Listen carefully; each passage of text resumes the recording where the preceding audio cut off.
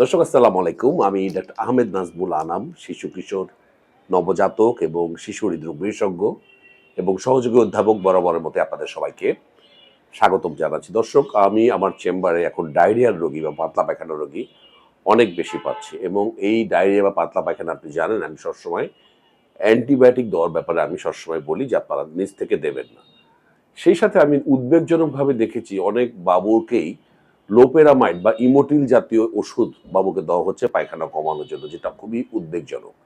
তাহলে এই ইমোটিল বা লোপেরামাইড জাতীয় ওষুধ বাবুদের দিলে কি হবে? বাবুদের যে গাটের ইন্টেস্টাইনের যে নর্মাল মোটিলিটি, যে নর্মাল যে প্রবাহমান ক্ষমতা, সেটা কিন্তু বন্ধ হয়ে যেতে পারে এবং নাড়ি ভড়িগুলো কিন্তু আস্তে আস্তে অসাড় হয়ে এটা প্যাচ লেগে যেতে পারে, যেটা আমরা বলি ইন্টেস্টাইনাল অবস্ট্রাকশন। সুতরাং এই ধরনের ওষুধ আপনারা নিজ থেকে দেবেন না।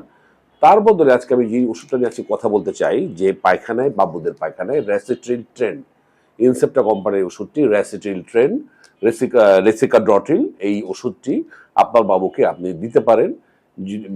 অবশ্যই এইটা ইমোটিলের বিকল্প হিসাবে। তবে আমি সবসময় বলবো ডায়রিয়া বা পাতলা পায়খানায় সবসময় মূল উপজীব্য হচ্ছে জিঙ্ক, পর্যাপ্ত স্যালাইন এবং ঘরের তৈরি খাবার, আর যে সমস্ত বাবুরা মায়ের দুধ খায় সেই মায়ের দুধ। কিন্তু হ্যাঁ, পার্শ্ব হিসেবে খাবার ওষুধ হিসাবে আমরা এই ধরনের সাপোর্টিভ ওষুধ দিতে পারি। এই রেসিকাড্রটিল বা রেসিকা-10 নামে যেটি পাওয়া যায় শেষে, এটা পাউডার ফর্মে, এবং যেটি সুবিধা হচ্ছে বাবুরা তো ওষুধ খেতে চায় না, এটা আপনার বাবুর খাবারের সাথে বা পানির সাথে মিশিয়ে আপনি বাবুকে খাওয়াতে পারবেন। এটি কি কাজ করে? এটি এনকাফালাইনেজ বলে একটি এনজাইমকে বাধা দেয়।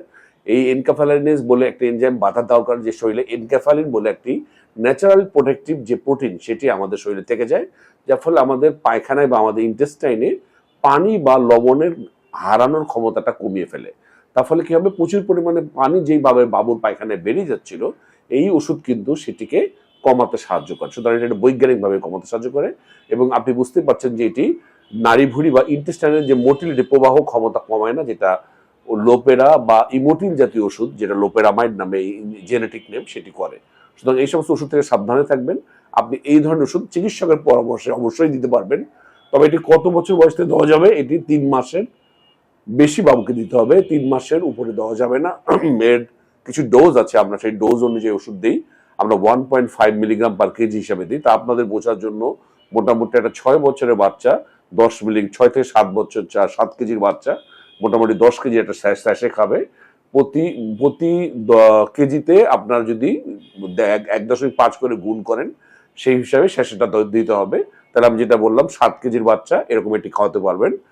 যদি আরো বড় বাচ্চা হয়, ধরেন একটু বড়, ধর 12-15 বাচ্চা, সেটা 20 শেষে যে 20 পাওয়া যায়, সেই 20 আপনি 15 পাওয়া যায়, 15 দিতে পারবেন এবং এইভাবে 30ও দিতে পারবেন। তাহলে আমরা বলি প্রতি কেজিতে 1.5 মিলিগ্রাম করে দেবো আমরা, এইভাবে হিসাব করে আপনি দেবেন।